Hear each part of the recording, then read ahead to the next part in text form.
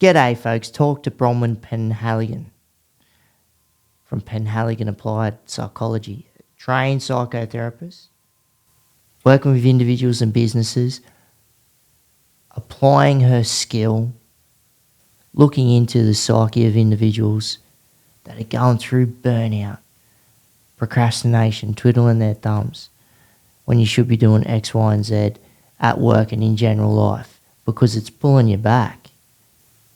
Goal setting, trying to get a true direction, pointing north in the correct way. Imposter syndrome.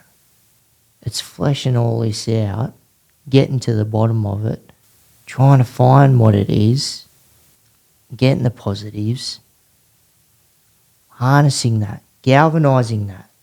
And she can even throw some hypnosis in there too. It's finding what little or large edge that you can obtain through these services just to be effective in all different facets so you don't crash and burn. It's like anything, like when you go to the gym, you're getting those pumps, you're getting those results. It's also what you can take care of upstairs. But that's always harder to gauge because it's something that you can't see. It's only what you know. It's only what you feel.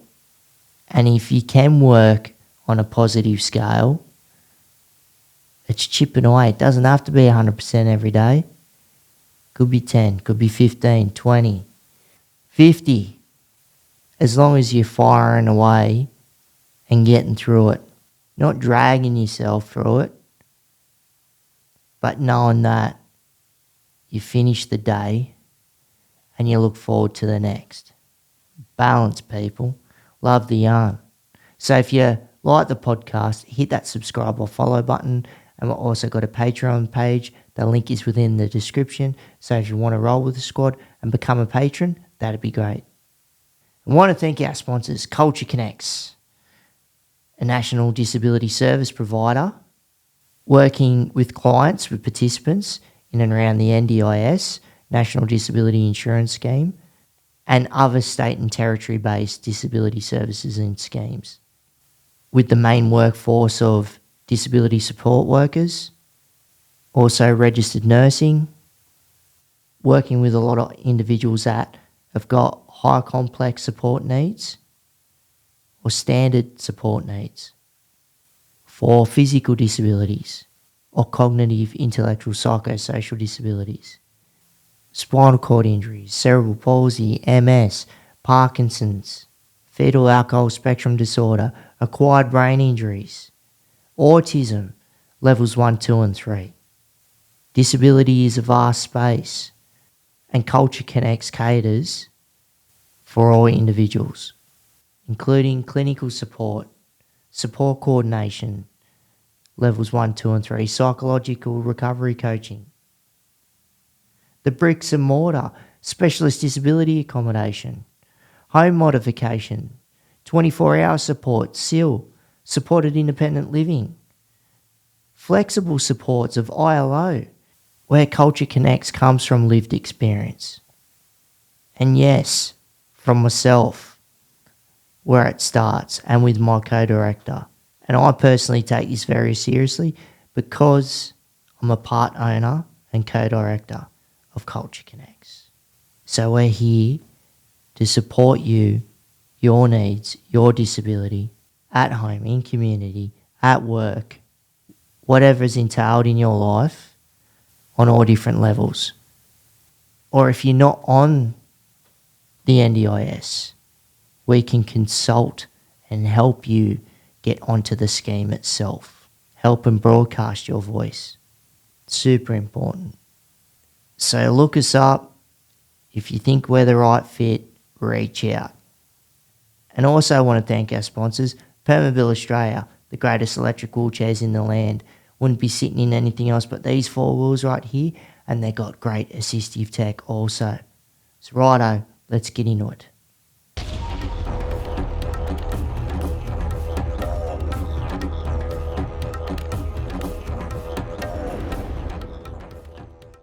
Bronwyn, appreciate you coming up from Sydney and just getting to have a yarn in regards to all things psychotherapy and just helping a lot of the community in there in and around just leadership development and everything else that you're into. So appreciate it. Yeah, absolutely. Delighted to be here with you. Appreciate it.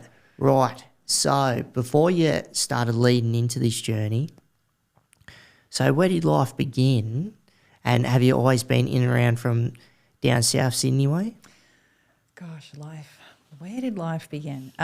So I'm actually Tasmanian born and bred. That's where I kind of hark from back in the day. And basically, did all of this stuff until year 12. And then as soon as that kind of ticked over, I lit on out of there. Near the capital, like near Hobart or up north? No. I'm from the itty bitty little town of Devonport. Where, up the top. Yeah, where the little boat goes in. Yep. Yeah, so me and 22,000 other people. Yeah. Pretty small. But it was kind of cool. I think growing up in a small space like that is an interesting kind of, situation to be in, right? Because it really gives you a grounding in community. My mum's one of 10 children, so I had like 56 cousins to knock around with every weekend. I didn't really have much need for friends to that end, right?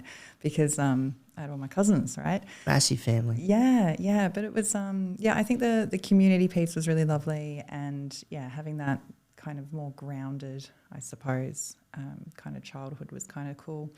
And I was born in the early 80s, so got to have that whole analog childhood and then a digital kind of adulthood, which is, I think probably the best fusion of all. Yeah, I agree with you there. I'm glad I didn't grow up in the whole social media at school situation. Yeah. But going back to where you were at in Devonport in Tas, and I hear it a lot from individuals, like when it's got to do with work opportunities within the island itself and just the direction that you want to go. So you felt that you with what you wanted to do, like you just had to get off the island and jump over to the mainland and chase stuff? Straight up. Look, I'm a bit of a nerd, and I started planning my career life and what I wanted it to look like at the age of 15, sitting cross-legged on my bed, listening to Britney Spears. And it was one of those moments of going, okay, so what do I need to study? What do I need to achieve? Where do I need to go? And as much as the island is a beautiful space, I also felt, to your point, a little bit limited. So I think when you've got big dreams, big hopes, you kind of realise that sometimes you just need to make big decisions too. And so I bounced out of there when I was 18, went off to uni, and straight out of uni into the workspace. And this is also a version of me that had decided that what I wanted to do in my life and what was going to be so amazing was to work as an advertising account executive, and then to work my way up into working with people's brands. My dream job at the time, I think, was to be the global brand director for Coca-Cola. Again, think we're in the 90s, right? So that was the coolest brand at the time. So anyway, I planned my career, and I went off and I started doing the career and following the plan, the bouncy ball, and worked my way up all through the things. And then the COVID situation happened. And it was the first time in my adult life that I didn't have any deadlines. I didn't have any KPIs. I didn't have anything to produce to show that I even existed. I had the whole don't come Monday. We don't know what's happening in the world, so you do you, stay home, chill out. And a lot of people during the COVID pandemic lockdown period revisited parts of themselves that they'd forgotten, right? Musical instruments, baking bread, learning languages, like doing stuff. I had an existential crisis. That was how I chose to spend my time. And I went deep and thought about, if I get COVID and I die, because remember that was the thinking at the time, that was the zeitgeist. It was full on. Even what are we going to do? Yeah, I was sitting at home with a bloody mask on while I'm sitting in my own house, because no one knew. No, I remember we had that belief at the time that if you touched a surface that someone with COVID had touched, that you would get COVID. Like, it was wild, right? And so this one particular morning, I'm literally sitting on my coffee table with a coffee for the 11 o'clock update. So my new best friends, Gladys and Dr. Chant, telling us how many people had COVID, how many people were dead.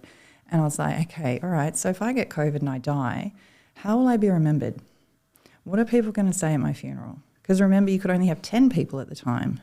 And I'm like, well, who would those 10 be? Yeah, true. Yep. What would they say? And I realised that I had chosen to spend my adult life creating stuff, noise, essentially, to try and manipulate people that if you buy this product, you'll be happy. I'm like, that is emphatically not good enough. I'm not okay with this. I can't keep doing this. I need to actually add value to the world. I actually need to do something I'm proud of. And then when I'm dead, that I've actually left some kind of positive impact. And it sure as shit wasn't advertising campaigns. So, yeah, I went back to study. I tried to find the quickest, most effective way to get back into doing something that would actually add value. And as much as a nerd I am, I'm also really impatient. And the idea of doing 6 years of study seemed about as appealing as being punched in the face. So I looked for a way to hothouse it and then stumbled across doing the grad dip that I did to add on to the degree that I had to be able to get me into industry really quickly. Nice. So that's kind of the journey, I suppose. So what drew you, like, did you have any individuals that inspired you in the psychotherapy, or just what drew you into that line of expertise and work? Look, I think when I look back on it now, I feel like I've always there's been a version of me that's known that this is what I was supposed to do. And I know that sounds a bit wanky and a bit woo-woo, but when I was in high school, I used to ask people to tell me about their dreams because I'd found this book at an op shop of a dream decoder, and it was all about, Sigmund Freud's work and how he used to say, well, if you dream about snakes, then obviously that's a phallus. Basically everything was phallic for Freud, but I used to really get into that. And then a little bit later on, my later teen years, I found this personality compass thing, which is based on the works of Myers-Briggs and learning about personality types. So then I started quizzing my friends to find out their personality types and what drove them and inspired them and that kind of stuff. So I think that, the idea of working with people and understanding people, what drives them, what motivates them, and how I could essentially help them was something that I'd been doing kind of quietly on the side for a long time, but just hadn't really lent into. And that's funny that, and you'd be able to, and it's almost like you were doing it, and when you're looking at marketing, what you're trying to do, but you're trying to do it across a broad scale, across the people that you don't know or can't see, but it's how do you tap into that market, and essentially you're manipulating situations and to suit a certain clientele.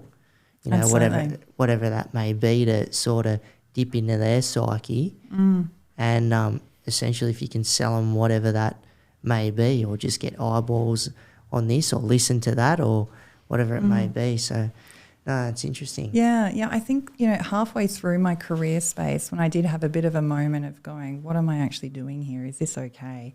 I changed the what we call the industry verticals. So what kind of brands, what kind of work I was actually working on. Because I'm like, if I'm going to do this stuff, I want to do something that helps people. So I looked to work in the space that was in the healthcare space. Because I'm like, well, then at least I'm advertising things that help people. A lot of the brands that I was working with at the time were out of the pharmaceutical side of life. And that was also another moment where I realised that Big Pharma doesn't actually help people either. They want you to stay sick because the sicker you stay, the more product you buy. So even then I'm like, oh, okay, cool. Well, good job, Bron. So it had been, when I look back on it, I can see that there were multiple times that I was wrestling with the decision that I'd made. Remember at 15, listening to Britney in a tube top, whatever. And I think there's something kind of nice about that too, because a lot of the time the decisions that people make, they think that because I made this choice and this is the path I'm on, that's where I have to stay. Like I live here now kind of thing. But you really don't. Like the decisions that you made at the time were with the situation at the time, the information you had at the time, and who you were at that time. And just like I don't hang around in a boob tube anymore and listen to Britney. You know, what I do with my time and my life and my priorities have changed as well. So I think it's totally okay. And that's why we see people change careers. That's why we see them move countries and do all kinds of other cool stuff. Because let's face it, you only have one life. You don't know how long you've got. 100%. And so you got to just squeeze the shit out of it and make sure that you get the most out of the experience you have. That's it. Get that juice. And it's funny how like people are, you know, constantly reinventing themselves, whether it's, you know, whether it's jumping into another working environment, whether it's, you know, whether you get a promotion, whether it's forced, like whether it's, if you look at COVID, like what that did to a lot of individuals, whether it's, you know, like myself, I was saying before, I'm 15 and a half years in post-spinal cord injury. So, you know, where that life before that was totally different and this is what it is now. So, and it's what you make of it to get you to a point where you want to be. And, you know, it's constantly, everybody deals with stuff different, but, you know, wrestling with things with yourself, whether they're positive or negative, to try and, you know, get yourself over the line. So, I don't know, like to me, you just, and everybody's different, but you just got to keep the wheels moving forward as long as you're breathing oxygen and you're on this earth. Yeah. And, you know, it's stop dragging the knuckles. Let's just get up and have a crack, you know. Little bit. I mean, one of the things that I often remind people is that, you know, when you're in a car, right, there's a reason that your windscreen's bigger than your rear view. You're not going that way, right? You're going forward. So therefore, you should be keeping your energy, your focus, and everything that you have on where you want to go, not where you were or may have been or could have been or should have been, you know. Like I think there's something quite dangerous about getting too caught up in the shoulda, coulda, wouldas and the what ifs, because that's not what's actually in reality. That's not what's happening now. So we've kind of got to deal with where we are, who we are, and be absolutely in charge of that. Take responsibility for that. 100%. I think that's tricky for a lot of people where it's trying to look internally and just trying to correct yourself, you know, because you can have that inner little dialogue where people have got tunnel vision or arrogance or whatever it may be, but it's good to, you know, to reflect and knowing how you can be better in any which way, you know, whether it is, you know, emotionally, physically, whatever that is. So, and sometimes that's going to hurt, it's going to suck, like if you need to delve back into that and you got trauma, whatever it may be, but it's like, how can you utilise that to, you know, mould it into something that's going to benefit you. So what's the mechanisms of when you're looking at what you've learnt, if it's within the therapy and the mechanisms? So can you explain it to the listeners and viewers, sort of what you do in your role and what it is, and then we can go into how it can benefit, you know, absolutely. individuals, businesses, organisations, and what that looks like. Yeah, 100%. So like I said, you know, I spent the bulk of my adult life in ad land marketing. So I'm all about ROI. I'm all about getting shit done and making sure that we do things as quickly as possible. Yeah. And was that in Sydney when you were doing it mainly up here in Mix? Yeah. So I'm absolutely wired for efficiency. And so taking that approach to a therapeutic setting is basically this modality and why I get so excited about it. Because if you think about a more traditional kind of counselling or psychologist kind of approach, it gets into the reflecting of the feelings back, looking for what's called a causal root story. So where does it all come from? Where is it stemming from? Tell me about your relationship with your mum. Let's unpack your childhood trauma and start looking at that really deeply. And I'm kind of more of the opinion that, look, unless we've got a DeLorean with a flux capacitor and we can go back to that moment when it happened, like, you've already told yourself that story a few times. You've revisited it I mean, there's not much more that's there for you. You know how that ends, right? So now it's about, well, where are you and where do you want to be? And what does that look like? So again, the windscreen, not the rear view. So, important to reflect every now and then. Like if you're going to change lanes, you probably want to do a glance so you don't stuff yourself up. But at the same time, you can't drive your way forward through your life just by staring at the rearview mirror. You know what I mean? Mm. So from that perspective, this way of engagement is really proactive, it's goal-orientated, it's solution-focused, and it's really working with people to absolutely appreciate that you have so many resources and so many skills and so much capability. It's probably just not being used in this problem space. So we take all the resource and skill you have and go, what if we took all of that awesomeness and directed it over to the shitness? What might that look like? How would it be different? And suddenly people start doing a little bit better. They start feeling a bit better. And then you get this really beautiful upward spiral of awesome. It's pretty 100%. cool. That is cool. And what drew you into because like a lot of occupations, right? Mm. Whether it's clinical, whatever it may be, there's niches within that. So what drew you into the niche that you're working within today with individuals and businesses and organisations? Because obviously you've already been in corporate, so it's probably what you've seen within environments like that too, yeah? Yeah, 100%. So one of my last roles in Adland, I was in full-blown just fight or flight all the time. Like my adrenals were shot. I was having to take half a Valium every morning just to get through the day. I was having panic attacks at my desk. I was having to rehearse before I picked up a phone. I was just absolutely flooded. And my treating GP at the time was saying, you really need to quit this job. It is not good for you.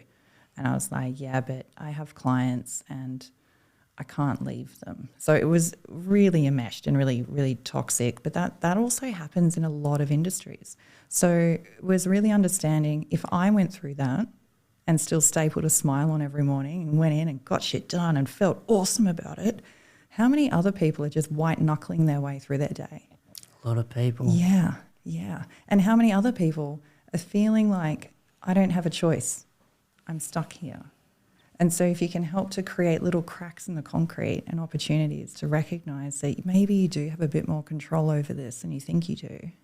Maybe you do have a bit more agency than you've allowed yourself to have. I just wonder what that might do. So that was why I chose to go down the workplace anxiety kind of area. Because let's face it, I mean, when you're in full-time employment, you spend more time at work than with the children you created, the person you chose to be in relationship with, the people that created you. Like basically your work life is where you spend more time than with your actual life. Therefore, if your work life is a bit shit, that's going to have a massive impact on everything else in your human experience. Yeah, and that's always the tricky thing, and where, don't take work home and don't let that impact, but that's easy enough said than done. And then you look at the thing that makes me threat for a lot of people that are out there, and especially around our capital cities, when you're looking at the medium house prices, whether you want to buy in the market or whether you're just trying to live. Yeah. Whether that's what you're renting, whatever it may be, and you're looking down in Sydney, it's insane. Yeah. So when people are living paycheck to paycheck and how to deal with that, and balance in general life, but it's good if people can still have a peek through and how they can better themselves if they can find a way. Yeah. But that's always the thing, trying to find the way of what can help. Absolutely. And look, I'm not for 1 second suggesting people should just quit their jobs and move to France to explore their dream of being a life artist. We also need to be realistic about the fiscals of the situation and the society that we live in. But if there is a secret dream that you have or something that it feels missing, there are so many ways to scratch that itch. You don't, like I said, if you want to get into life drawing, you don't have to move countries. You could find a course or something that was happening locally for you and just do that out of hours and explore it. Because I think a lot of the time what we do, and again, society construct supports this, is we get focused just on one face of the Rubik's Cube. And that face being, how much money am I making? What does my house look like? That kind of fiscal stuff. And typically at the expense of, what's my health like? What are my relationships like? What's my relationship with myself like? When was the last time I actually had fun and adventure just for the heck of it? that kind of stuff. We chip all of that away, leave it behind, but the blue face, the financial space, looks really awesome, but the other faces of that Rubik's Cube are a big old mess. And so suddenly what I would see a lot in clinic, right, are these people that have put so much into their work and then their bodies are cracking up on them. Or they turn around to their partner and they're like, yeah, I don't even recognize you anymore. I don't want to do this. And they're like, what have I been working for? And then hence the existential crises that happen. That's it. People melting down or having a mental breakdown or whatever it may be. It's pretty real. And that's the thing people forget about. Like people go to the gym and work out and you can see change, but then it's a little bit tricky for people when it's got to do with the mental side of things of building that up, because sometimes you can't see certain things, but it's good if it's working with a clinician of some fashion. Yeah. And if you're dealing with certain mechanisms where you can gauge what's getting better or that's getting better, well, that's not. Let's work on this first. We'll get to that later. Because holistically, just like you're looking at, from your biceps to your triceps to whatever different muscle groups, it's the same with what's going on up top, like where life is, there's certain directions and what you need to work on. If you work on that, that's going to help that group. That group's going to help this group. Is that fair enough putting it that way? Yeah, absolutely. And I often use the gym workout metaphors, right, when I'm working with people in clinic. Mostly because I spend a bit of time with people that are, there's no other way to say it, but they're whinging and bitching about a shitty situation that they're dealing with, something that's hard. And they're going, it's just really hard. I don't want it to be hard. I wish it would go away. And it's like, okay, cool. But you're also a guy that goes to the gym and lifts heavy every day. And when you pick up that barbell, if it feels too light, what do? You load more weight on it, right, to make it heavier, to make it harder. Because why? Well, A, you do a PB, you're growing, and then you get to brag to your mates about how much you lifted. So why is it that in the gym you're loading yourself up purposefully to make it hard and heavy, but when something happens in life, you're sitting there like a little bitch having a cry about it? Like, come on, bro, pick one. What are you? Are you willing to grow or not so much? And it's interesting because when you frame it that way, suddenly there's a bit of a, oh yeah, maybe I'm being a dickhead, and quite possibly I should look at this from a slightly different perspective, take myself forward in a better way. And it's good when people do pick up on, when you can see it, when you're having the conversation with them and it's like, oh, right. Like those aha moments. Yeah. Absolutely. No, it is really, really good fun. And I feel genuinely, and I know it sounds a bit trite and eye-rolly, I'm not exactly like #blessed, but I do feel genuinely honoured when people choose to trust me, to be vulnerable, to talk about the stuff that is uncomfortable, and they allow me to ride shotgun on the journey. It's, I don't choose the backing track. They still choose the music and where we're going and how quickly we go from A to B. But it's really, really delightful to be in that position, to be able to help and provide some suggestions along the way. Yeah, and it's good because you've got, lived experience, because then you're talking about your vulnerabilities, like the position that you're in. So that's a good thing. So it's not like you've been living, on a perfect plane the whole time and just come into what you're doing now. It's you've gone down to some of the depths as well and learnt within yourself what you need to do for you to get ahead and 100%. doing what you're doing now. I think that's important. Lived experience is knowing that. So then you've got your own introspect and having that, that's a tool within itself that can get thrown out and help individuals and the like, Yeah, absolutely. And I think that it is really validating, I guess, in that sense, because I can't think of literally any scenario that's come to me on the couch in the clinic space that I either haven't been able to relate to, empathise with, or basically connect with in some way. Nothing has, scared me or shaken me, or I've gone home going, wow, that was weird. Literally nothing. I mean, the human condition is kind of a little bit predictable in that sense. And at the same time, a lot of the stories I hear, whether they're from people that are, finishing their uni degrees and stressing out about what if I don't make it? What do I do in the real world? How am I going to be okay? Right through to the guys that are, thinking about retirement and then realising that their wife doesn't actually want them at home because the wife set up their own life outside of him. And then what does that mean? Like everyone in the middle there, I mean, they're all connected to the what is my value here kind of story. Am I good enough? And to be able to help someone recognise that in themselves and recognise their own worth, mate, it is such a wonderful, wonderful position to be in. Yeah, because we've all got self-worth and it's just a matter of where it's gauged. But going back to when we're talking about breakdowns of sorts, right?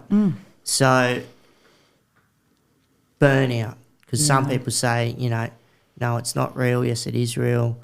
But if people have got that, what is it? What is burnout?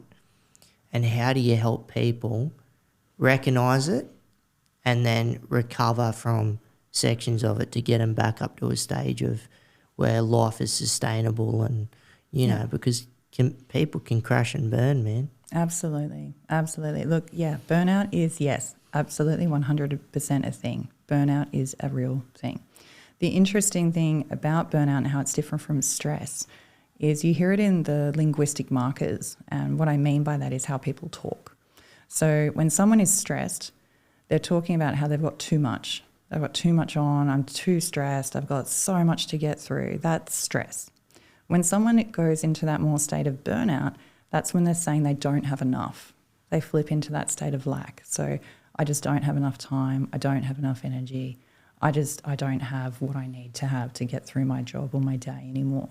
And that's when it gets a bit dangerous, right? Because the stress energy, there's a bit of push behind that, right? Sometimes people, when they're stressed, they're a bit pissed off, they're a bit angry. I love working with angry people, mostly because that is this part of them that is protesting and saying, this is not on, this is not okay, we need to do something about it. That's what anger is.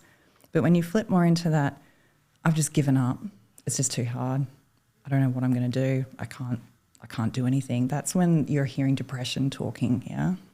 And that's a lot harder to work with. So I think in terms of what to look for and where the burnout happens versus the stress, I mean, stress is fairly circumstantial. So you may have a big project you're working on, you may have your in-laws staying with you, but there's something happening for a short piece of time that's putting extra pressure. But it's pretty temporary, right? That's why you get stressed. When you've got the burnout piece, that's when there's too much for too long and you start to get beaten down because it doesn't matter how hard you run, it doesn't matter how many hours you do, it doesn't matter how many emails you reply to, there's just more and more and more. It's like death by 1,000 cuts. Absolutely. And so the burnout piece is actually more of a, not so much circumstantial, but systemic. So that's when workplace actually is kind of causing it. It's not the person causing it, it's the environment causing it. So it's a bigger issue to work through. So I think when people are in that burnout space, first and foremost, you need to wave your white flag. You need to put your hand up and go, I'm freaking drowning over here. And actually then go, now what are we going to do about it? What can we do about it? What can I let go of? What can I delegate? And can I have maybe 2 weeks off for a start? Because what can it lead to if people don't reach out and they just stay in this perpetual motion of not really being able to move? Well, heart attacks, true. Relationship breakdowns. Your body will physically start cracking up on you. Shingles is another one that pops out quite quickly. Migraines. So your body will start to say to you, bro, enough. It's insane how much up top can dictate what's going on physically in your body. Blood, BP, all the different regulations and monitors that's going ting, ting, ting, going off. It's a system, right? I mean, it's all working symbiotically. So I think, like when you start to notice those physical factors, that, perhaps you're getting a little bit shorter with people, perhaps you're feeling just tired all the time, that, what used to be exciting isn't exciting anymore, and you're hearing yourself feeling like and saying those words around, I just don't have enough. instead of I have too much, that's a pretty big watch out.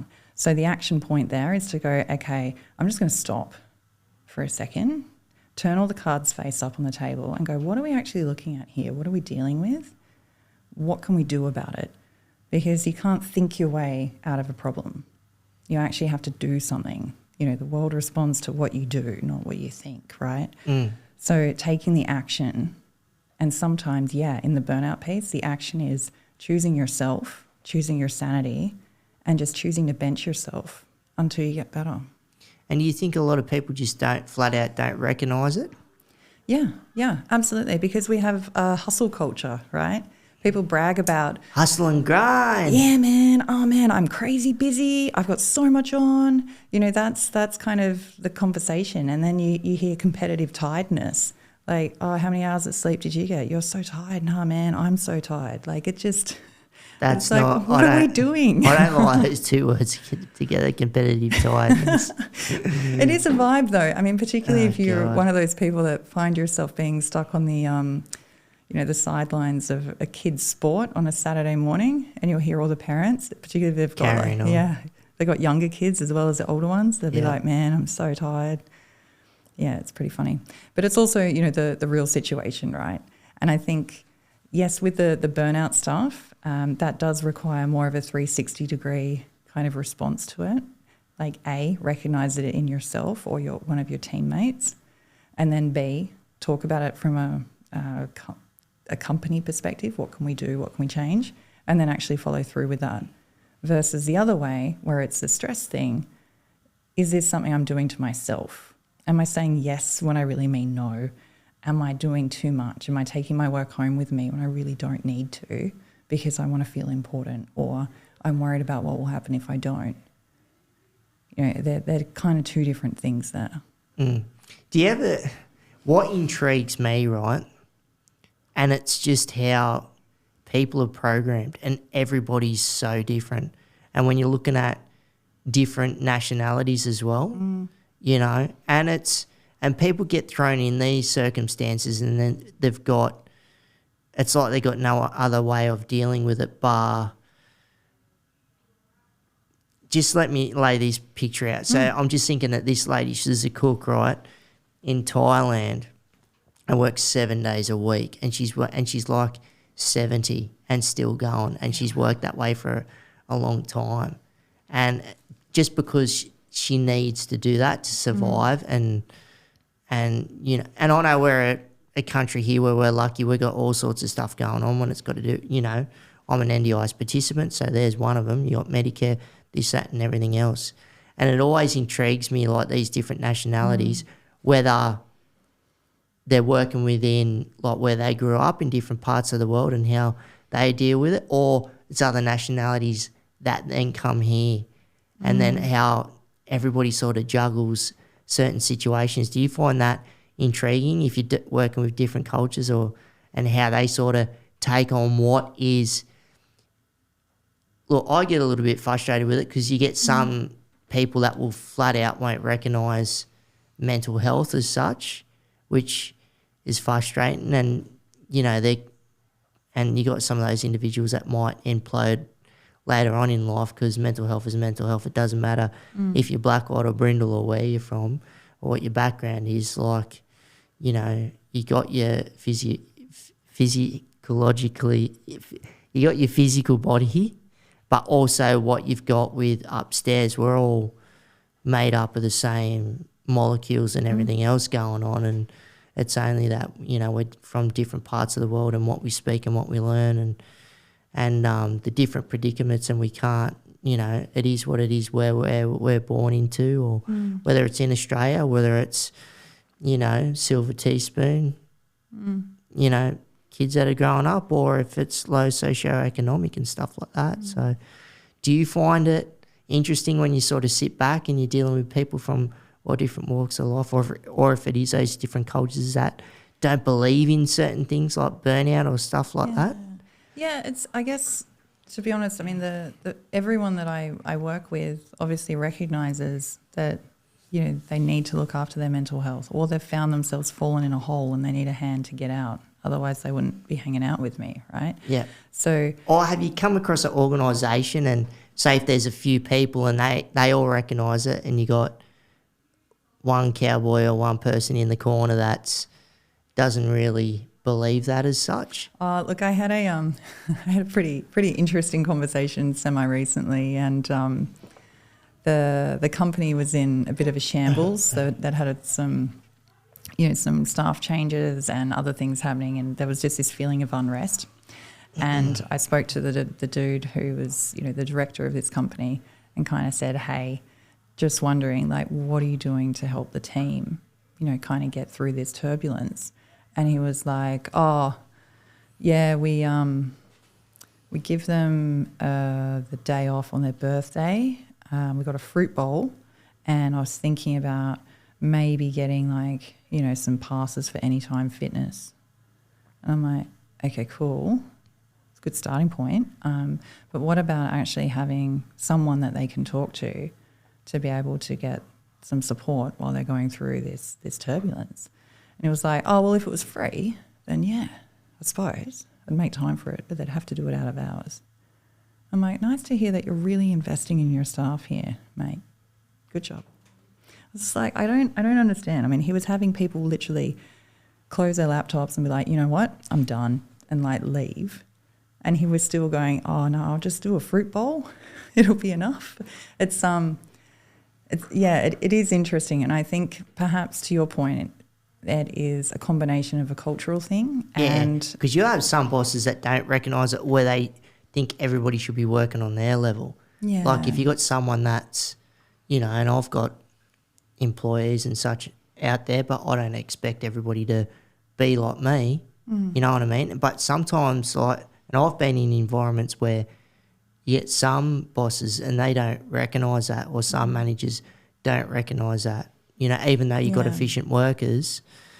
But, not everybody's on the same playing field, but Totally. At least how can you balance it a little better? Well, I think it's also around recognising that what you've just described there is the internal orientation. And when people have a really strong internal orientation, they're saying the rules that I have to run my life are the rules that should be in the world. So you should do things the way I do things. And you'll hear this say, if someone comes up against a challenge or a boundary cross for them, they'll say things like, I can't believe he did that. I would never do that. It's like, yeah, but you're not him. And he's also going to do a whole bunch of stuff that you're not going to do. Just like you're the hero of your story, I'm the hero of my story. Main character vibes are a real thing. And to be honest, you should be the hero of your story. You should be the main character because it's your friggin' life, right? You're in the cockpit. Yeah. It's just, I think it only becomes problematic when you're like, okay, the way I see the world is the way everyone else should see the world. And if they don't, then they're a bunch of dickheads. So that's when it becomes an issue, right? Main character vibes are good when you're saying, I have value and I'm going to do what I need to do to look after myself. But not so great when you're like, everyone needs to fall in line and do everything to support me because, main character over here. Yeah. Ready for my close-up. That's it, 100%. And anxiety is a big one that a lot of people deal with. Huge. And that is real, very real.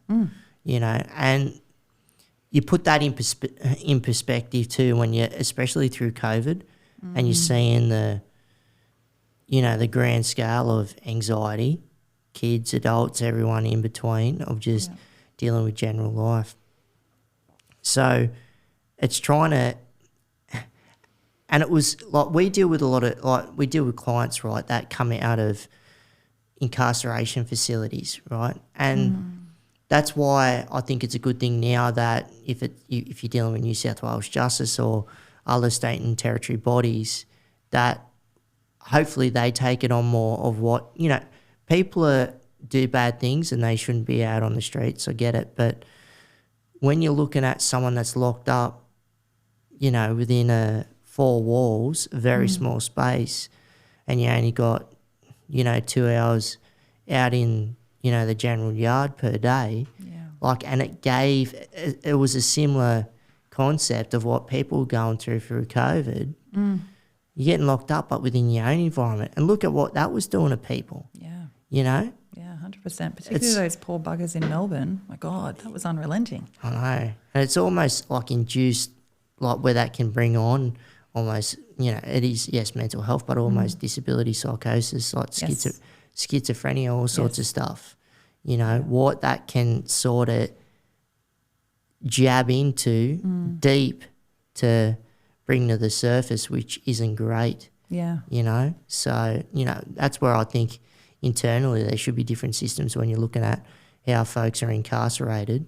And like I said, it's dealing with people that do bad things, but in a way where that can be balanced more efficiently and where rehabilitation is more of an answer, you know. It's just doing things a different way where people aren't just boxed in all the time, because we could see how people do react, you know, when people are forced inside somewhere for some time, you know, and where you're seeing that anxiety really peak up. And people are still recovering from anxiety from COVID. So, absolutely. So how do you build back resilience, you know, for people that have got anxiety, you know, within a working environment? Because it affects every walk, you know, because you don't just leave home, shut the door, and anxiety's outside at home. Yeah. It's with you everywhere. Yeah, it is. It is just like you're with you everywhere, right? So every time you turn up, you're turning up as a version of you that's probably the most appropriate one for that moment. Yeah. And I think that a lot of the times what we do in this part of this filtering, and particularly as this loops into the anxiety piece, is we're choosing which parts of us to bring forward versus which ones to push back.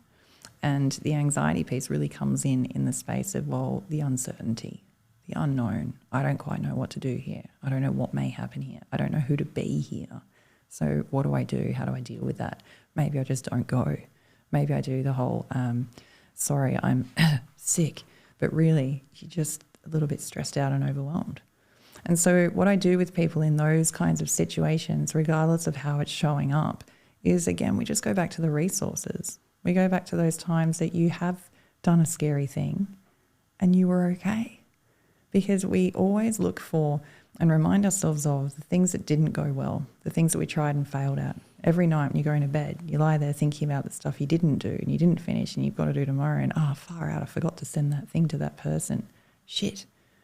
Instead of thinking about the stuff I did do, the stuff I did achieve, the progress I made, the things I'm grateful for, the good stuff that happened. Because here's the fun fact about our brain, right? It's absolutely just wired for patterns. The brain loves patterns. And the more you look for, the more you see. So if you're looking to buy a new car at the moment and you're thinking about maybe you want, I don't know, like a Tesla or something, you're going to see them everywhere. There's no more or less Teslas on the road. It's just you're looking for them now. It's always the case. Totally, right? So you can hack that. And that's what I do with the people that are anxious and struggling. It's like, let's stop looking for shit to be scared about. Let's stop looking for what may go wrong. What if we started looking for what may go right? What if we look for stuff that may feel good? Because again, patterns, right? The more you focus on, the more it expands. So you can just hack it. Like I said, I'm impatient. I like to get results, and I don't want to muck around. Yeah. And is it tricky chipping away at that, like at someone's surface? Because everybody's got those different levels of anxiety, and where you're trying to hack, you're trying to rewire, you're trying to, if something triggers, okay, well, we're going to work with that, and how do we redirect, or, you know, how do you split that wire and you know, mold it up with another one? I got another little hack that I have, right?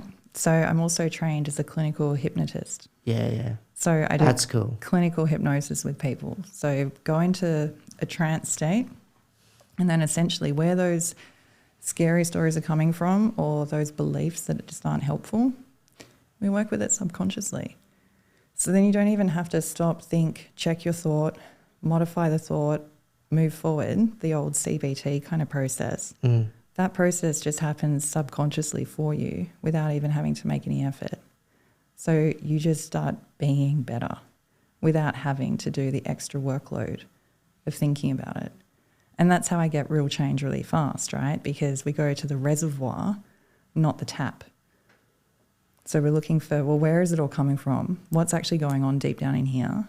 Let's stuff with it a little bit. Let's challenge it a little bit. Let's suggest that maybe there might be a more effective way of being in the world. And the subconscious will take on what ladders up and what resonates and leave behind what doesn't. That's cool. And then suddenly in waking life, people just start seeing themselves being better, more in control of themselves, more certain, more focused, and a lot less anxious.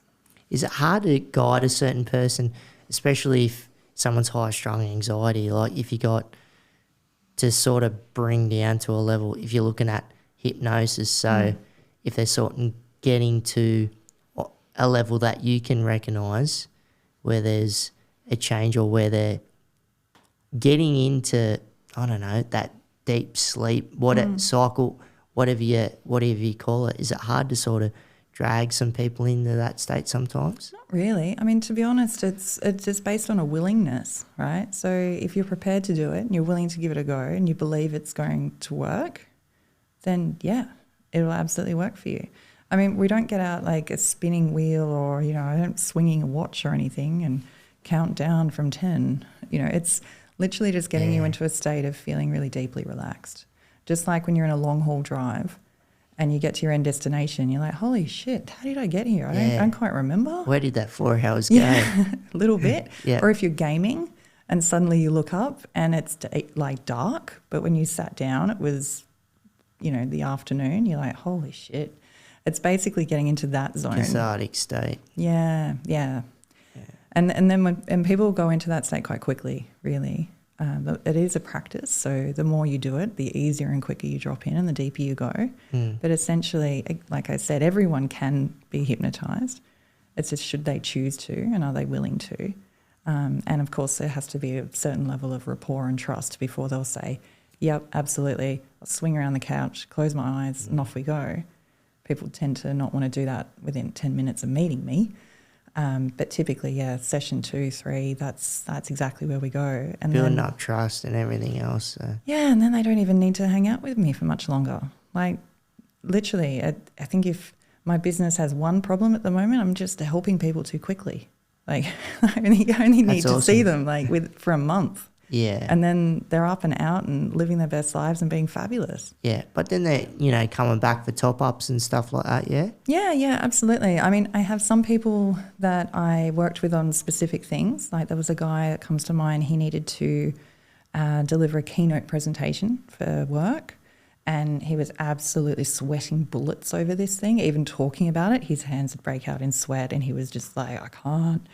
And he's like, I've got like 6 weeks and I have to do this. And I'm like, all right. So we got him through that. And then he's like, sweet, awesome, I'm done, thanks. But then there are other people that they start working with me because they're in that problem space of don't quite know what I want to do, don't quite know how I feel. There's some stuff that I'm doing that I probably need to stop doing. And then after that, they're like, you know what, this is great. What else can we do? It's kind of like you fix the car, gets on the road, and then you're like, okay, let's bolt on a supercharger. Let's put on a cool blow-off valve. Let's start to do some cool shit with this car. Yeah.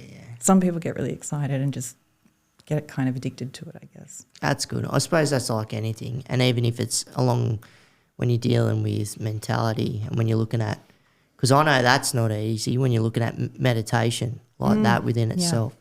That's where you got your white belt and you got your yellow and when you build yourself up to, now you're a black belt and you can go and sit in there for 2 hours and you're in that line of train of thought where you get yourself in to a certain state of mind, And again, I think, using that analogy, right? I mean, the reason that people continue to progress and keep training is because they see the benefits of doing so.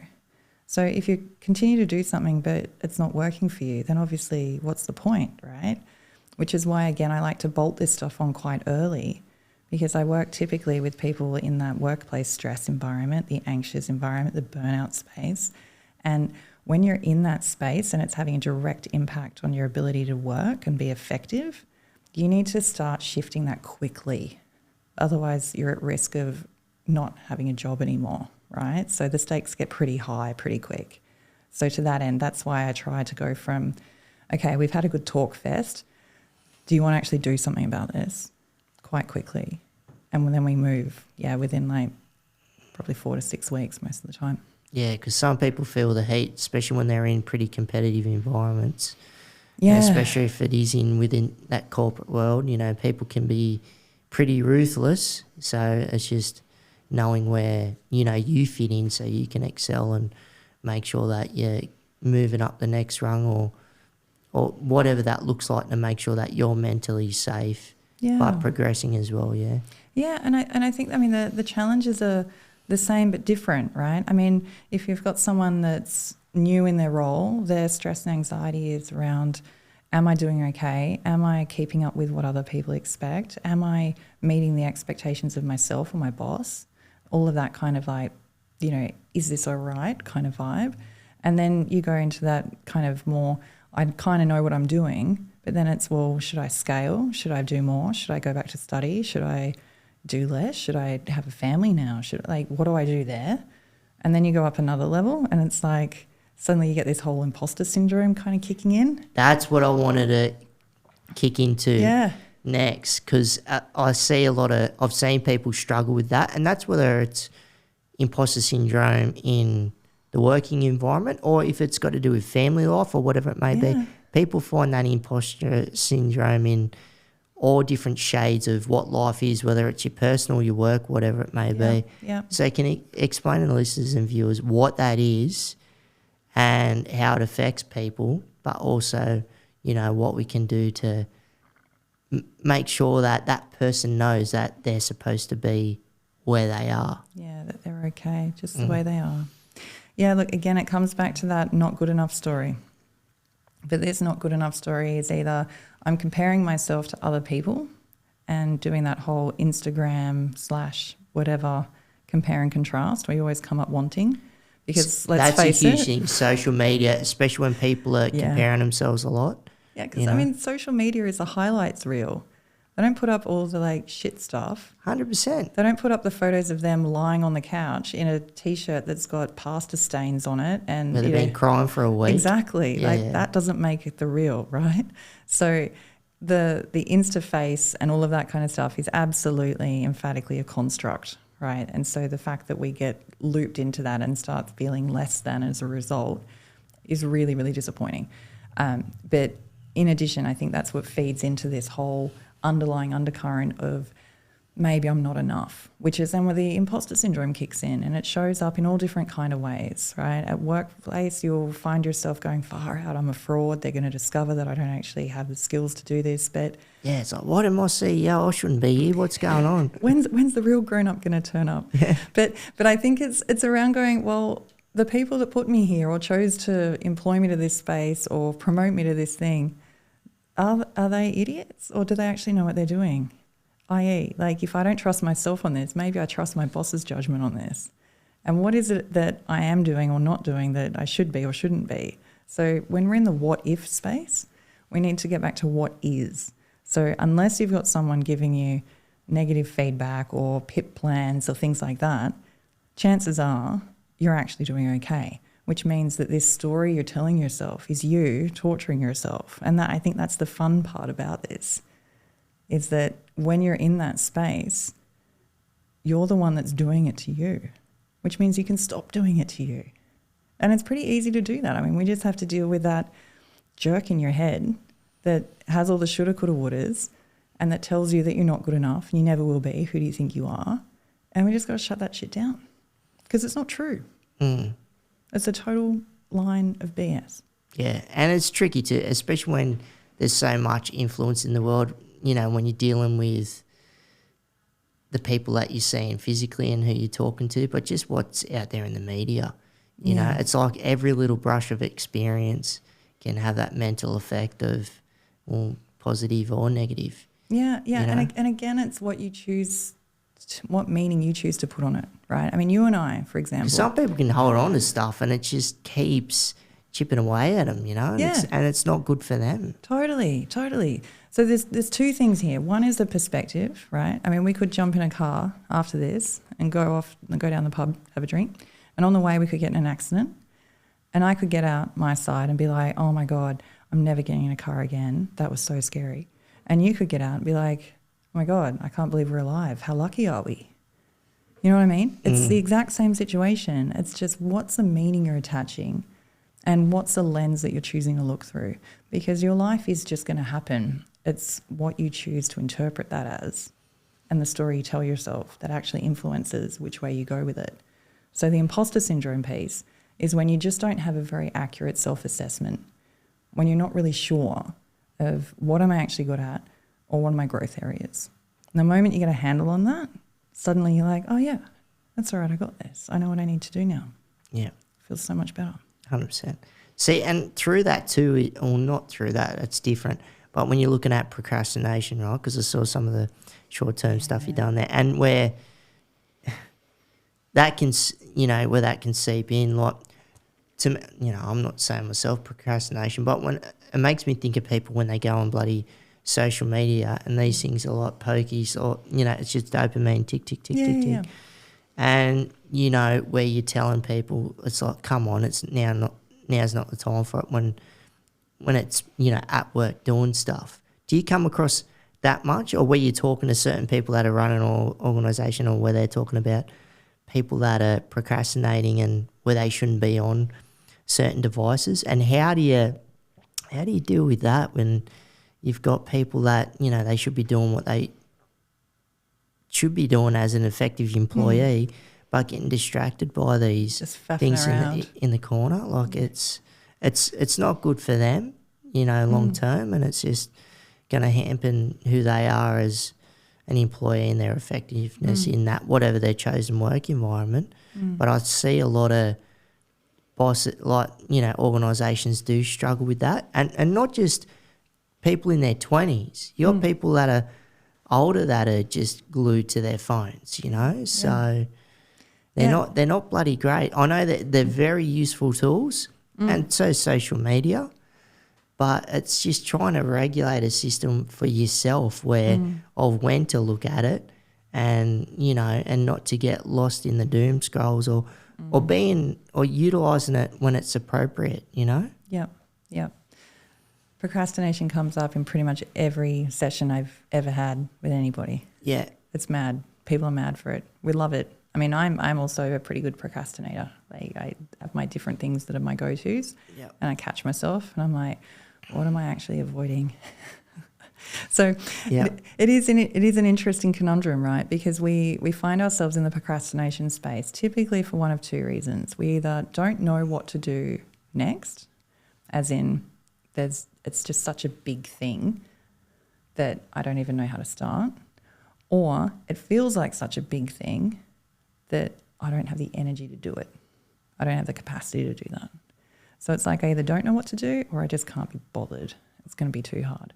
So what we need to do is break down that task, that thing that you're avoiding, into just one itty-bitty little thing. What's the smallest amount that I can do? It'll only take me 5 or 10 minutes of my entire life that'll make some progress toward it. And then typically what we find is the moment you start, you get a bit of momentum, well, then you just typically see the task through. So it's about going, okay, what is this thing? What do I need to do with it? How can I break it down and make it so easy that I've got to come up with a really, really good excuse not to do it? Yep. And then take an action. The other reason that people kind of also... One action is stay off your phone. Totally. I mean, the other thing, right, I guess about it is that when we are avoiding doing the work, it's probably because it's linked to I've already done enough. I want to do something that feels good for me. I feel like I've given so much today. I just want to do something nice. But then... Are they urges too, though? Like, because when I'm thinking of phones, you know what I mean? Because people just get anxious, like, that they need to grab these things and, need to check on something that's not relevant or not necessary. It's just that ding, ding, ding, ding, ding going off. Yeah, look, Do you get that? Dude, I think with the phones, right, I mean, you were kind of making the link a minute ago, phones and pokies, right?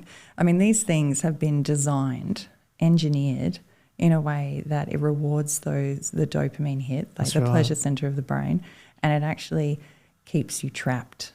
Like it's literally created to do that. That's its job. People are paid to be able to keep you here for as long as you possibly can be here. 100%.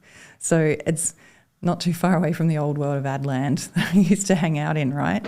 So I find it pretty difficult to sit with. But I think that if maybe it's an online game you're playing, or you go to the pokies, or you just scroll Instagram to see what people's lives are doing in wherever they are because that's fun for you, whatever it is, just put it in your diary as this is the time that I will spend doing that weird thing that I like to do that makes me feel good. And that's okay. But just put some boundary around it. As a guy that I know that he really enjoys the pokies, not in a way where he's putting his whole paycheck through it, but he goes, one night a week, I pull out $200 and I have a schnitty, I have a beer, go to the slaps, and I go home. Yeah, that's his threshold. That's it. $200. Yeah. $200, 2 hours. The other time he was there, he went home with $2,500. And I'm like, cool, how often does that happen? He's like, not very. But that's his hard stop, right? So yeah. I think it's about thinking around what is this thing that I'm doing and what is it giving me? And I'm not going to deprive myself of it or say, oh, I'm just not going to do that anymore. It's be like, I will do it, but just in a way that's comfortable and that's not going to get in the way of the other things that I do need to achieve. It's the same with the drinking stuff. I see a lot of people that are struggling with their relationship with alcohol. I'm like, well... Yeah, any addiction, yeah. Yeah, and it's like, look, we can go to that whole space of that's it, we just don't drink anymore. Or we can recognise that you are a white man in Australia working in the construction industry and having a couple of beers is probably pretty normal. It's just you don't want to get wasted every weekend. So let's go back to moderation and feeling in control of your decisions versus I went to the pub and I didn't go home till Monday. We just need to make sure that you're the one that's making the calls on your life. Yeah, because that culture gets normalised over here in Australia, especially when, you're young and you're seeing people that are just going on weekend benders all the time. It's not good, No, it's not. And when you're looking at a lot of men too, and with their frontal cortex, where that's not fully develop until the age of 25, so, and that's ages, you're an adult, 18 you're an adult, but then you just still got this buffer zone until you're still fully formed, and where certain situations can get you in strife and aren't good for you. But it's interesting to see different people and how they deal with things. Young people or older, like where addictions will just keep them there forever, or some people can be on it for a little bit of time and just cut it at the knee and go cold turkey, where that mental fortitude and resilience is. And it's good where they might not have to. There's certain drivers that get put in place where they have to get it over the line and where they have to cut it, whether it's family or whatever the situation is, to cut that addiction. But a lot of people are struggling with that too, I spin out every time I go to, Sydney. Like when I was down at the Opera House, like the other week, Washington Parkway Drive down there, and just seeing like the amount of people that are down there on the streets in winter, cold. I'm just glad it's not a city that snows, So totally. I'm just thinking all these people that are, because you assume there's some sort of mental health or something's going on in their life that's dragged into the streets, or it could be simply the bloody housing crisis. Who knows? Mate, look, honestly, the data at the moment is showing that Australians, on average, have got probably $1,500 saved as their rainy day. And some people maybe have about a month worth of living expenses saved as their rainy day. It's not much. It's really not much, hey? Really not much. So what does it take to go from being I'm okay and I've got a house and I've got food and I've got clothes to I have a bag full of stuff and I'm on the street? You're looking at probably 2 months, maybe 3. Yeah. It really doesn't take much. So I think that's the issue that we really have from a societal perspective of we don't have much of a buffer zone here. We also don't have a heck of a lot of availability for people when they do find themselves starting to hit the skids, so to speak, and get some support. I think Centrelink pays only, 2 parts of bugger all. You can buy a coffee and a loaf of bread. Pretty much. Yeah. So it's it's a much, much bigger issue. But yeah, it is one that I concern myself with quite a lot too, because, you know, my daily commute heading into clinic to go and help people, and I'm literally walking past people on the side of the road that need help. And I'm like, I wish I could take them all home, make them a big dinner, give them a shower, you know. I do feel really strongly about that stuff too, and it really does worry me because, like I was saying, the statistics are showing that the majority of Australians are in pretty like precarious situations. And what does it take? A retrenchment at work or, I don't know, an accident or something, and then suddenly you can't work and you're at risk of losing your house and everything else. Yeah. Shit times. It's tricky, you know, and it makes me think, do you ever wonder like what it's, and obviously the work that you're in, because you're working with if it's working with organisations and businesses, but when you're looking at state and territory governments, right, or if you're looking at the federal governments and how they are, you know, as a business, like it'd be interesting to see, you know, behind the scenes, like if you're looking at New South Wales, they just put their budget forward, but the clinical expertise that they'd be using in the background, because knowing if they don't put this money here, like what that's going to lead to when you're looking at the psyche of people, because surely they'd be working with, you know, clinical, like, because economists don't, that's just numbers. They're not taking in the mental fact of how people are feeling in community as a whole, because... You know, because where they're looking at housing and where they're really trying to implement a lot of social and community housing out there and just trying to help people in general. But look, it's going to keep going up and up and up. So I don't see it reversing in any way, shape or form. And, you know, Sydney's one of the most expensive capital cities up there. But it does interest me from that person perspective of mentally how you're helping people, you know what I mean? Like the actual clinicians that might be talking to the group of politicians of how they should be putting this across the board, of how maybe it's not just about the dollars and cents here. You might be, this is why we need to put this, like where they do when it's got to do with mental health, like, you know, Headspace or whatever it may be, where you got the federal or state governments throwing money out there because they can see the benefit of where that can help, because where people can be, and you got people like yourself and others that are helping people mentally get up. And it doesn't matter if, you know, what echelon of life you're in, like everybody needs, you know, to be able to talk to someone, you know. Absolutely. You know, and whether that's you running a business, whether it's doing good or whether it's not doing so good, and you're looking at ways how you can be an effective leader.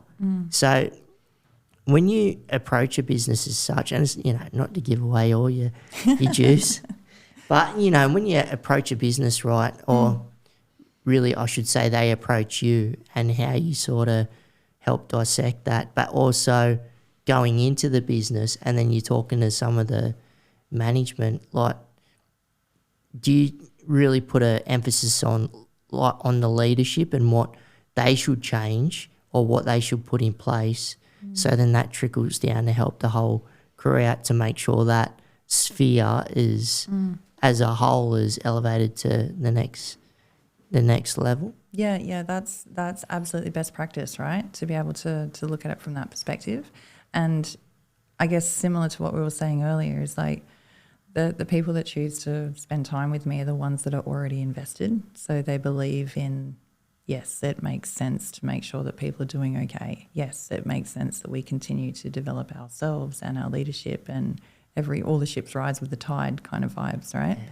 So typically, that's the kind of way that I go about it. I mean, it depends on the organisation and what the challenges are, and what the goals are. Sometimes it's a case of there's been a lot of changes that have happened in that organisation, and they just need someone external to come in and say, you know, change doesn't have to suck. Change can be okay. How about we reframe it? Why don't we look for a new perspective on this?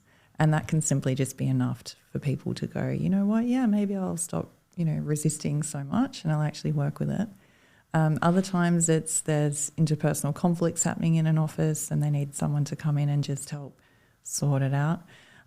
Other times... So you sort of mediate in a way, or are you just getting people to think differently? So if something does arise, like where sort of something's sizzling to the surface and it's like, okay, if this happens, this is what you should be putting in place or thinking about this in a certain way. Is it something along the lines of that, yeah? Yeah. Look, it's kind of like, I guess, when you... if we go back to our gym analogy, it's like when you see a physio. So you go to the gym every day and you do your gym stuff, and maybe you've got a PT that pushes you a bit harder, but then you stuff your shoulder. So you're the physio in the background, yeah? You go to the physio and they fix your shoulder, right? And so that puts you back in the gym. That's kind of how I work. I mean, if you've seen the show Billions, I'm kind of like the Wendy. Yeah, Wendy. Yeah.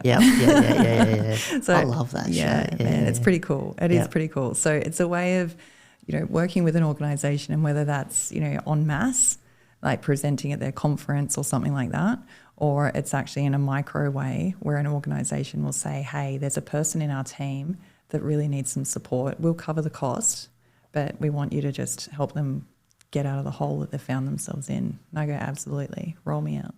Yeah. Yeah, it's pretty cool. Yeah. So, and what do you get excited about, like when you're working with a organisation in general, when you're going in? Like, what do you look forward to? Change. I love seeing the change and the shift, like just literally watching people do so much better, not just feel better, right? Because you can feel better when you split a bottle of wine with your friends and you have a good bitch about stuff, you feel a bit better. But when you actually start doing better, when you find yourself in situations that before would have got you really riled up, and now you're like, I was actually okay. I handled myself really well. I'm proud of how I handled that. Because then you start to seek more opportunities to grow, more opportunities to stretch yourself, more opportunities to keep changing and evolving. And I think that's the part that I get really excited about. That's cool. So if you are the Wendy, right, you're working with this organisation, I like how you bring that up, and you've been working with this org for a bit, so then do you get the people, like the individual employees that, because they know they'll be having an opportunity to step up within house, that'll approach you and go, well, because they might have got a new manager and they're trying to deal with the situation a certain way, of how they can best prepare for an interview so they know that they can, the anxiety, everything else is, the shoulders are less tense, everything's coming down, so they're best prepared to go through that door and kill it. Yeah, 100%. And I love that you brought up interviews, right? Because at the moment I'm dealing with a lot of people that are going through job change. Some of them are seeking it, others have had it thrust upon them and they've found themselves like, oh, fuck, I've got to get a new job. Yeah, that's it. That sucks. And that one's hard, right? So when people are in that kind of space, the first thing that I encourage them to remember is that an interview is actually just a conversation. So just like someone's going to ask you questions, you need to ask them questions too. And just like you're presenting your best version of you, your shiny one, with the iron shirt and everything, they're doing the exact same thing, right? The organisation is showing their shiniest, best version of themselves as well. 100%. Everyone's posturing, right? So recognise it for best what it is. Best way to put it, yeah. Yeah. I'd say, especially the imposter. Like, when you're talking about the organisation, it's like, well, level up. Yeah, they're not going to go in there and say, oh, yeah, look, we're really struggling with the P&L and we probably won't be able to do a Christmas event this year because things are a bit shit. They're not going to tell you that. No. Just like you're not going to tell them that in your last, review with your manager, you got some negative feedback. You're all just in there talking about the highlights reel, right? It's essentially a real life version of two different Instagram posts. Really. Yeah, it's like true. Watching the TikToks, Yeah. 100%. Yeah. Bloody TikTok. So I think, in terms of if I've got an interview and I've got to go in, stop calling it an interview. It's just a meeting. You're having a conversation with another human being. You just keep embedding that in their head, conversation. Yeah, so let's do that first. And then second to that, remind yourself of the value that you can add to that role, how you're going to provide solution for the problem that they have.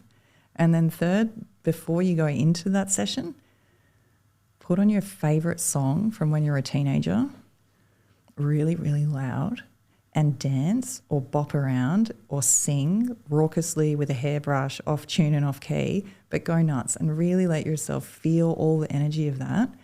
So you're absolutely vibing, right? Because here's the thing about the anxiety loop and the excitement loop. Neurologically, they're the same. It's just the meaning you're attaching to the feeling.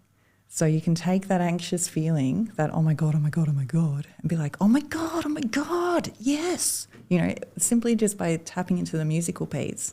It's got to be from when you're a teenager, because those songs are absolutely dripping, coated, marinated in dopamine. So it's a hot tip. Yeah, I like that, coated in dopamine. Ding, ding, ding, ding, ding, ding, ding. Bloody TikTok, yeah. Yeah, but this is what I wanted to leave it on too, like this. So I think this is, because going back to what you brung up, which I thought was important, is when you got this bloody bro science and when you're looking at people that are competitively going, oh yeah, I only got 2 hours sleep last night, yeah, let's get on, you know, all that carry on. Yeah. But like, how important is sleep, and especially for an overactive mind, like especially, you know, you're looking at business today, you're already thinking about tomorrow. Yeah. You're laying in bed, you're trying to, for your mind not to be bouncing off the walls, and try and regulate to some degree so the lights can turn off, and then you've got, like, in your mind, so then you've got sufficient amount of sleep to be an effective operator. Yeah, absolutely. It goes back to what we were talking about before, right? One of the great ways that people use to control people is by isolating them. The other way that they do is through sleep deprivation. So if you're isolated and you're not getting sleep, you're basically torturing yourself, right? We need sleep. It is absolutely critical. We get more stressed out about how our phones don't have enough battery than if we've got enough battery, because we do the competitive tiredness thing, right? It's like we're all running around on yellow and we're kind of proud of that. And it's actually really inefficient and it's really not effective. So when you find yourself in a place where you're getting a bit short-tempered or a bit more emotional or just kind of like low vibe, irritable, just check your sleep. How much have you actually had and how quality has that been? Because I think if we can create those opportunities to get proper sleep in the evenings and then start the day in a way that is sustainable, so get outside, go for a bit of a stroll, get some sunlight on your face, breathe some air, stay away from the news, stay away from the friggin' Insta face, whatever things. Look at the world, appreciate it. It starts your day off on a much better trajectory, right? And then in the evening, go back to the old school. When you're a kid, there used to be a process between being awake and being asleep, right? For me, it was we had to, what do we have to do? Have dinner, then you've got to go and have a shower, put on your pajamas, come and have a cup of hot Milo, which was nice. Sometimes there'd be a biscuit, but probably not. And then it was into bed, read a story, off to sleep. You knew, and your body knew, and your brain knew, remember patterns, right? Winding down. What happens next? That's what happens next. As adults, we don't do that. We go from boom, boom, boom, bop, bop, bop, busy, busy, busy. Okay, and shut down. Yeah, because as a kid, you're regimented in school and everything else like that, but you can get thrown curveballs left, right and centre throughout the day as an adult. Yeah, but also you are an adult, right? You get to choose what you do. And so maybe you can choose to create a bedtime routine that works for you. And you probably don't have to read, you know, the magic faraway tree, but choose something that actually feels soothing. Some of my clients actually have pulled out their old books that they used to read or their mum read to them when they were little, and they've gone, that actually really works for me. I mean, they kind of feel a bit awkward about it, reading Spot, but, you know, whatever works, right? And here's the thing. I think if we allow ourselves some latitude around, I'm going to try an experiment, I'm going to see what happens, maybe it'll work, maybe it won't, that's okay. It's an experiment. I mean, essentially that's what life is, right? No one actually knows what they're doing. We're all just chucking shit at the wall and hoping something sticks, making it up as we go along and hoping for the best. Yeah, flying the plane and making it at the same time. Totally. Absolutely. You know, life isn't like that, even though it feels like that at times, especially with businesses and stuff, and things get thrown at you bloody left, right and centre, and you've got to work it out and on the fly. But, you know, just you got to do what you got to do. So is there anything else that you'd want to put across about the important work that you're doing, and not just how you can help people when you're, say, seeing people physically, but, you know, now we're in, which is really effective too when you're being able to reach someone. So you don't necessarily have to go up to Geraldton up in the top end of WA to reach that client flyer there. Like, to be more effective, it might be tapping in through Zoom, whatever. So do you go through that system as well, or do you just personally work with individuals? Yeah, I do Zoom sessions too. Yeah. So I've got peeps that knock around with me from all over the countryside. That's awesome. Yeah, which is really cool. So again, what I decided to do with my business was set it up in a way that I'd want to use it. So on my website, you can book a time. You see exactly how many monies it's going to cost you. You just choose it the same way you'd book a restaurant, right? Time, day, deposit, done. Oh, easy. And if it's a case of, I don't know if I'm ready for that, well, I've got a whole bunch of resources that are on my website that you can download, use, read, whatever, even including some of the psychographic testing and stuff that, you know, typically you would have to see your GP for or a clinician. Like the DAS, Yeah, it's good. The DAS-21, for example, the industry standard for depression, anxiety, stress scale. I digitized it, chucked it on my website so people can self-assess. You know, am I feeling a bit wobbly, or am I actually, man, I got the death wobbles, you know? I think it's different. And it's important to be able to have access to that kind of stuff, because ain't nobody got time to jump through hoops and, you know, I'll fill in a form and then maybe someone calls me back and I don't know when they've got avails and I don't know how much it is. Like, man. Yeah, and that's a good little self-check situation, so they can go ding, ding, ding, ding, ding. Yeah. Yeah, I'm struggling a lot more than what I thought. Yeah. Righto, let's give Bronwyn a ring or Zoom sesh, whatever it may be, and just 100%. see what works, you know. Totally. And, you know, the other thing is I'm very transparent about my style, how I work, who I am. The version of me that you're getting right now is the same version that we'd be having in clinic. Like, there's no posturing and pretending. Yeah. Like, sometimes that really works for people and they're like, being real, man. Yeah.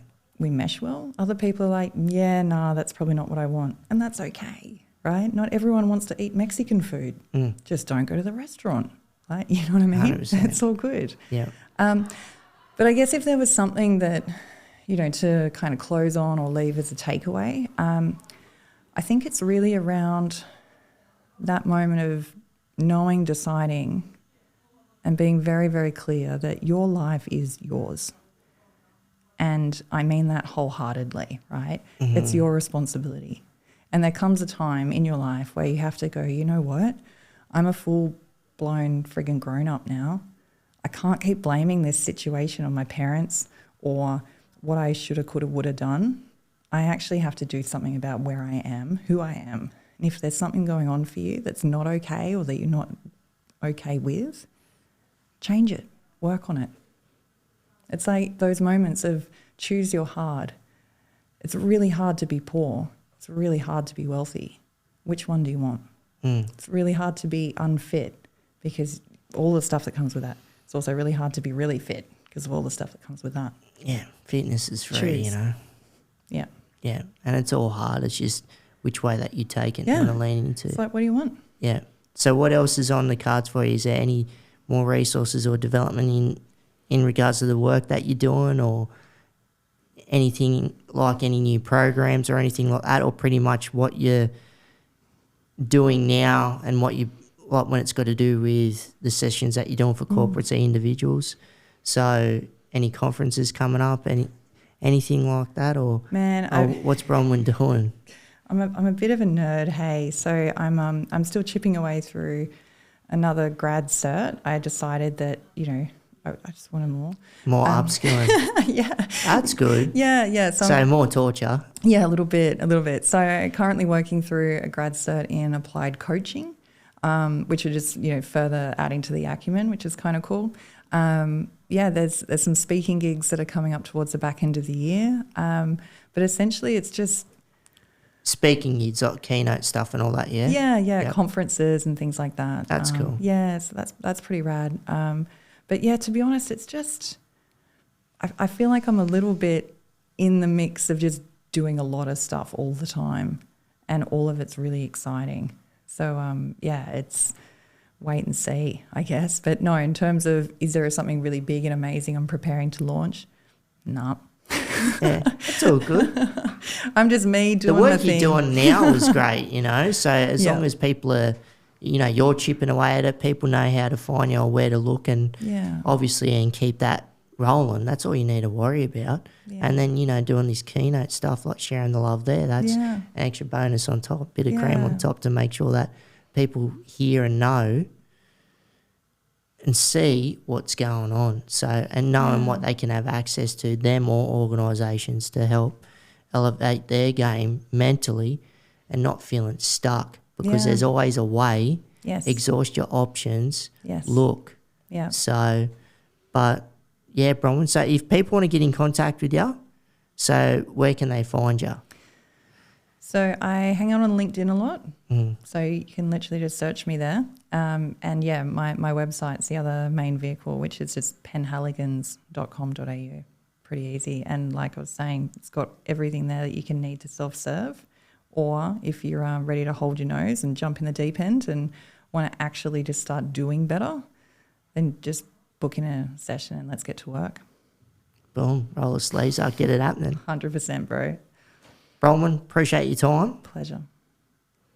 And yeah, look forward to seeing what you're going to be doing down the line, and just, you know, because I know there's a lot of organisations, and even though we're post-COVID, you know, a fair way, there's a lot of organisations and people still reeling from it, you know. So, but yeah, good luck in your endeavours, and look forward to having a chat with you down the line. Appreciate Thank you it. so much. Awesome. Cheers. Good job. Thank you.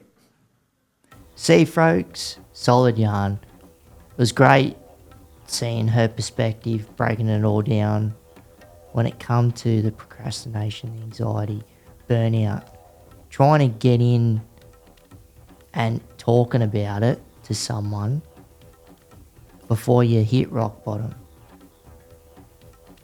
But even if you do fall down all the way to the bottom, reaching out to someone, having a chat, having a yarn, to try and get back on the horse. All the four wheels. You know? No matter where you're at in life, the capacity. Getting in different perspectives from another individual that can help you persevere in life. Getting a balance, getting that even keel. Giving 10% the next day, 20, 50, 60, whatever cylinders are firing. You're your best judge. But it doesn't hurt having a yarn to getting top-ups. It's important. So if you like the podcast, hit that subscribe or follow button. And we've also got a Patreon page. The link is within the description. So if you want to roll with the squad and become a patron, that'd be great. And if you want to get in contact with me, you can get me via Instagram at streetrollandcheetah, or email, one word, streetrollandcheetah@gmail.com. We've also got a Facebook page, Keep Rolling with Jake Briggs. I'm on LinkedIn, Jake Briggs, so check it out.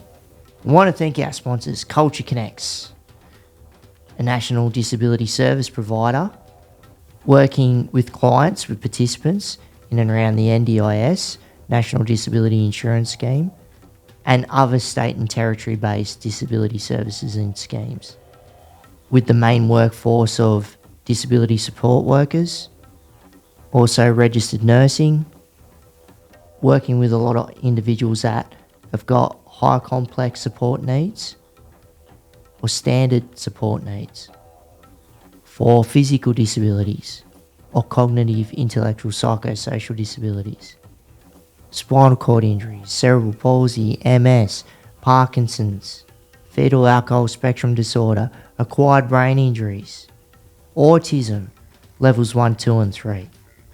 Disability is a vast space, and Culture Connects caters for all individuals, including clinical support, support coordination, levels 1, 2 and 3, psychological recovery coaching, the bricks and mortar, specialist disability accommodation, home modification, 24-hour support, SIL, supported independent living, flexible supports of ILO, where culture connects comes from lived experience.